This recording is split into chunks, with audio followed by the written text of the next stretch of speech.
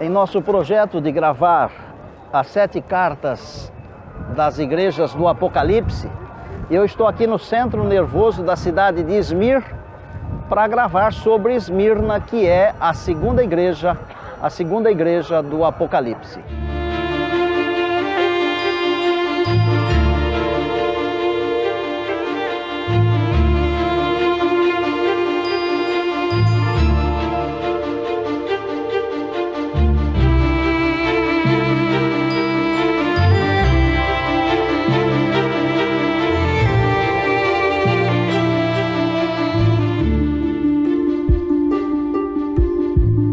Já passamos por Éfeso, a primeira igreja, agora chegamos a Esmirna.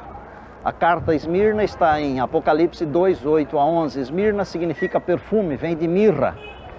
A morte dos mártires de Esmirna causaria uma suave fragrância para o Evangelho, assim como a mirra, uma erva balsâmica que libera o seu aroma ao ser esmagada. Os irmãos de Esmirna estavam sofrendo perseguição e dificuldades econômicas, mas Deus estava orgulhoso deles. O mito de que a fidelidade a Deus sempre traz prosperidade e termina o sofrimento é falso. Ao ver o exemplo dos fiéis e como eles iam para a morte felizes em nome de Cristo, Tertuliano pronunciou a seguinte frase: "O sangue dos cristãos é como semente." Ele mesmo depois se tornou cristão. Esmirna representa a igreja desde o ano 100 a 313. Foi o período de horrendas perseguições do Império Romano contra os cristãos, que foram queimados vivos, decapitados e entregues às feras no circo romano. Para esses fiéis mártires, o Senhor não tem nenhuma reprovação. Esmirna era a principal cidade que disputava com Éfeso e Pérgamo a fama de ser chamada a maior cidade da Ásia. Ruas e edifícios se estendiam através do litoral que circundava as montanhas. Fontes emanavam com águas do aqueduto da cidade. Um teatro ficava numa das áreas mais altas da cidade e de lá era possível ver a parte mais baixa da mesma. Durante o período que Paulo ficou em Roma, na sua terceira viagem evangelística, a Bíblia diz que todos os habitantes da Ásia ouviram o Evangelho. Está em Atos 19, 10. Por ser um ponto excelente, facilitando o comércio entre a Ásia e a Europa, era uma cidade próspera. Provavelmente tivesse uns 100 mil habitantes, mais ou menos, nos dias dos apóstolos. Esmirna era conhecida como a coroa das montanhas e tida como das mais lindas cidades da Ásia. Hoje se chama Izmir e é a terceira maior cidade da Turquia, com quase 4 milhões de habitantes. E ao anjo da igreja que está em Esmirna escreve: "Isto diz o primeiro e o último, que foi morto e reviveu."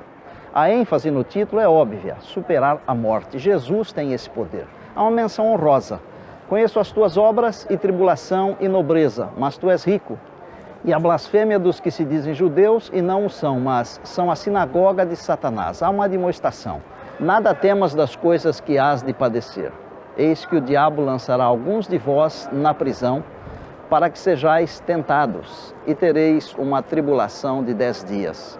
Uma referência aos 10 anos de terrível perseguição romana no período de Diocleciano, o imperador, mais ou menos entre 303 e 313. Pois mesmo a morte dele, em 311, não fez cessar as perseguições. Foi mesmo a guerra do sangue. O período termina com o Edito de Tolerância de Milão, que foi assinado por Constantino no ano 313. Não foram apenas os romanos que perseguiram a igreja. Os primeiros a perseguirem a igreja foram os judeus.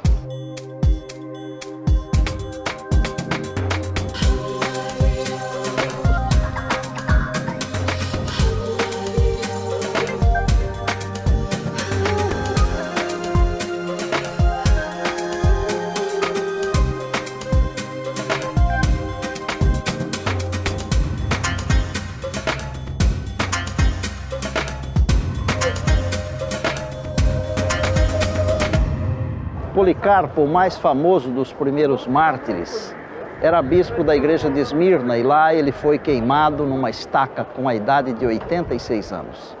O Estado exigia que ele adorasse a César como se fosse um deus, mas ele não o fez e isso lhe custou a vida.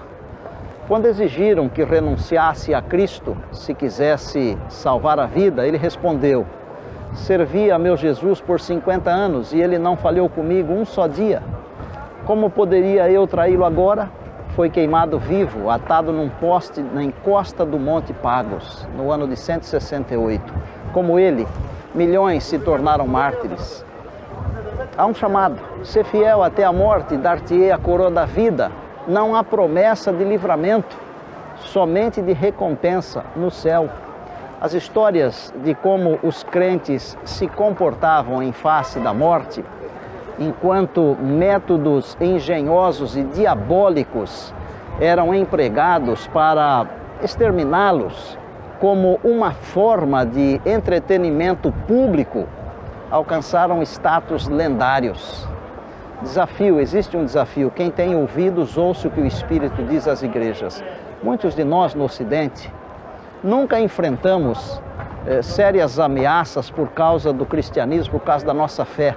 Mas em todo o mundo, o número de mártires cristãos tem chegado em média a 1 milhão por ano, pelos últimos 10 anos. E esse número somente tende a crescer à medida que o fim se aproxima.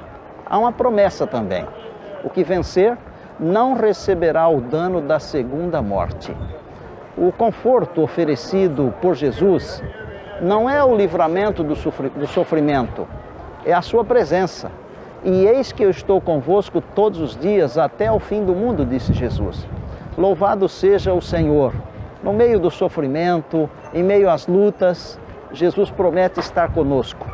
E isso é tudo para nós, os que queremos viver com Ele aqui e depois queremos continuar com Ele na eternidade. Deus abençoe você.